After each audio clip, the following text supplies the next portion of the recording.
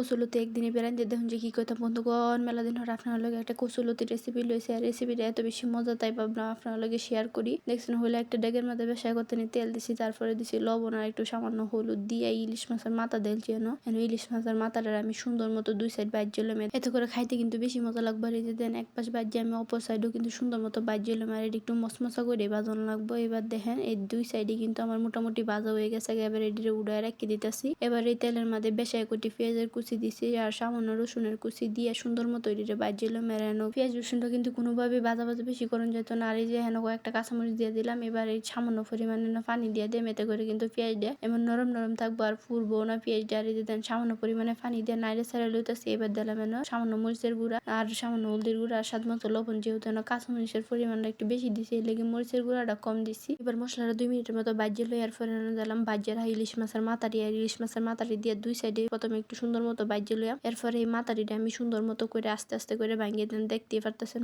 মাথাটি কিন্তু নরম হয়ে গেছে গা। মাছের মাথাটি ভাঙিয়ে দিলে এতে করে কিন্তু লতির সাথে সুন্দর মতো মিশে যাবে আর খাইতেও অনেক বেশি মজা লাগবো। এই যে এবার মাছের মাথাটি ভাঙা হয়ে গেলে গায়ে হেন আমি দিলাম লতিগুলো আমি আগে সুন্দর মতো পরিষ্কার করে কাটি কুটে রাখছিলাম। এবার সুন্দর মতো লাইড়া সারি দিতেছি, লাইড়া সারি দিয়ে ঢাকনাতে ডাকিয়ে রাখি দিয়ে মারেন কিন্তু পানি টানি দেওয়া লাগতো না। লতির মধ্যে থেকে যে পানিটা বাইরেব এই পানি দিয়ে কিন্তু লতির সুন্দর মতো সিদ্ধ হয়ে বাইরে যেতেন। ঢাকনাটা কিছুক্ষণ পরে উঠাইলাম, লতি কিন্তু প্রায় নরম হয়ে গেছে গা। তারপরেও কিন্তু এবার আবারও ঢাকনাতে ডাকিয়ে রাখিয়ে দেওয়া লাগবো যতক্ষণ পর্যন্ত সুন্দর মতো লতিটা সিদ্ধ নয়। যখন লতিটা সিদ্ধ হয়ে যাবে ঠিক এই পর্যায়ে কিন্তু চুলার আঁচটা বাড়ায় দিয়ে সুন্দর মতো ভাজা ভাজা করে লন লাগবো। আর এই যে দেখেন আমি কিন্তু উল্টায় ফাল্টায় অনেকবার এটা বাজিয়ে লইতেছি, এর মধ্যে কিন্তু অনেকবার ঢাকনা দিয়ে ডাইকেও রাখছিলাম। এই যে রেডি হয়ে গেল আমার ইলিশ মাছের মাথা দিয়ে কচুলতি ভাজি। আর কচুলতি ভাজি কিন্তু ইলিশ মাছের মাথা দিয়ে অনেক বেশি মজা লাগে। আশা করি ভিডিওটা আপনাদের ভালো লাগছে, ভালো লাগলে অবশ্যই লাইক কমেন্ট শেয়ার করবেন।